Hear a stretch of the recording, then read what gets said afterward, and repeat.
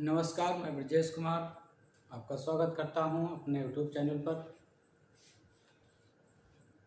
आज मैं बात करूंगा आपसे परिवार रजिस्टर की नकल के संबंध में। कई लोग आते रहते हैं, पूछते रहते हैं और लोगों की समस्याएं भी बहुत होती हैं, क्योंकि परिवार रजिस्टर एक महत्वपूर्ण अभिलेख है जो कहीं भी आप साक्ष्य के रूप में प्रयोग कर सकते हैं। परिवार रजिस्टर से ही आप ये साबित कर सकते हैं कि आप फला परिवार के सदस्य हैं, क्योंकि आज बहुत सारे काम, चाहे वो विरासत दर्ज करवाना हो, किसी अपने मुखिया की प्रॉपर्टी है या उसका जो भी है प्रॉपर्टी है, संपत्ति है, बैंक बैलेंस है, उसके लिए भी परिवार रजिस्टर की नकल और मृत्यु प्रमाण पत्र की ज़रूरत पड़ती है। अगर मरने वाले व्यक्ति ने वसीयत नहीं किया है या नामित नहीं किया है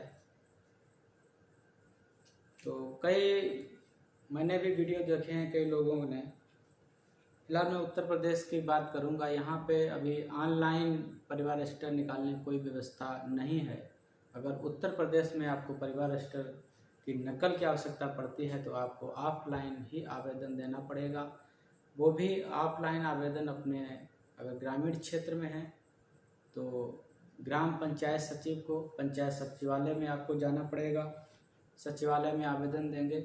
उस आवेदन में आप अपने परिवार के सभी सदस्यों का ब्यौरा, जन्म तिथि, उनका आधार कार्ड वगैरह भी सबमिट कर सकते हैं सबूत के तौर पर, क्योंकि जो रजिस्टर बने हुए हैं उनमें जब भी आप देखेंगे तो आपके परिवार के पूरे सदस्यों के नाम नहीं मिलेंगे, क्योंकि समय समय पे अपडेट उन्हें करने के निर्देश तो होते हैं लेकिन वो अपडेट होते नहीं हैं, क्योंकि सरकारी कर्मचारी के पास आज इतना समय नहीं है कि वो घर घर जाके इस अभिलेख को पूरा कर सके।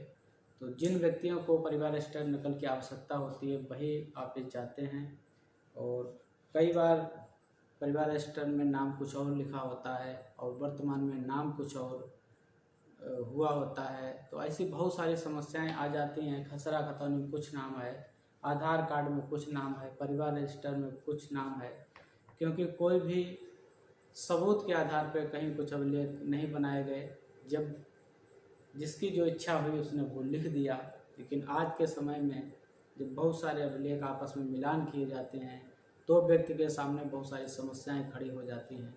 तो परिवार रजिस्टर के लिए आप अपने ग्राम पंचायत के कार्यालय पर या ग्राम पंचायत के सचिव से संपर्क कर सकते हैं, उन्हें आवेदन दे सकते हैं। अगर आपके परिवार के कोई सदस्य दर्ज नहीं है, अगर कार्यालय में आप जाएंगे तो वहाँ ये भी पता करवा सकते हैं कि हमारे परिवार में कौन कौन सदस्य दर्ज हैं और कौन कौन से नहीं दर्ज हैं। अगर नहीं दर्ज हैं और दर्ज करवाना चाहते हैं तो उन्हें एक शपथ पत्र पे लिख के दे दीजिए कि हमारे परिवार में ये सदस्य हैं, ये छूटे हुए हैं, उनकी जन्म तिथि, उनकी शिक्षा, ये सारी चीज़ें लिख दीजिए। तो ये कानूनन आपका दर्ज कर लिया जाएगा, क्योंकि अपडेट कराने के निर्देश तो होते हैं लेकिन अपडेट होते नहीं हैं। महत्वपूर्ण अभिलेख परिवार कोर्ट में भी वही लगता है।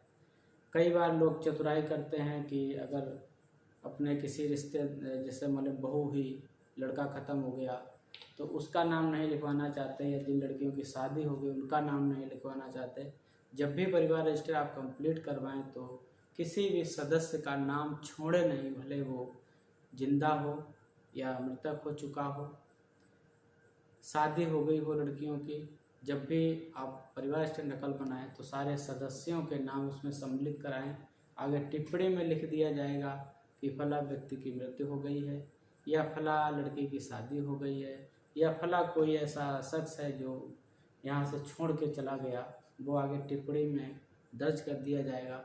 लेकिन परिवार रजिस्टर दर्ज करवाते समय किसी भी सदस्य को कभी ना छोड़ें, क्योंकि अगर वो सदस्य कभी उसको आवश्यकता पड़ी तो वो ये साबित नहीं कर पाएगा कि हम किस परिवार के सदस्य हैं। अगर कानूनी अधिकार उसका कुछ बन रहा होगा तो वो आप पे मुकदमा कर सकता है कि जानबूझ के मेरे साथ ऐसा किया गया है।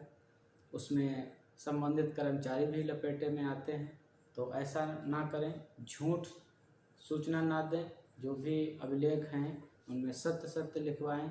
और संशोधन कभी कभी होता है कि नाम परिवार रजिस्टर में कुछ नाम दर्ज होते हैं, वहाँ पे कुछ और नाम होता है। आधार कार्ड अभी बाद में बने हैं, उसमें कुछ और नाम होता है। खसरा खतौनी में भी पहले विरासत ऐसे ही दर्ज कर ली जाती थी, लोग मौखिक बता देते थे कि ये नाम है तो लिख लिया जाता था।